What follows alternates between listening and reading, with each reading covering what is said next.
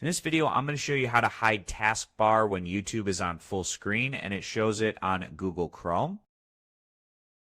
Now, without further ado, go ahead, open up your Google Chrome browser.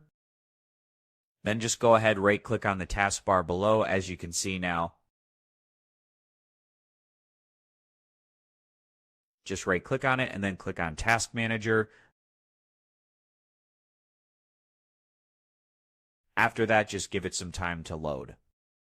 Then go ahead, click on Windows Explorer, right-click on it.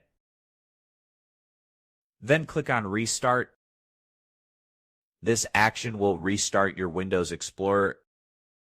So this way the taskbar will not be shown in YouTube full screen. So this was an easy and quick process video. I hope this video was helpful. As always, thank you for watching.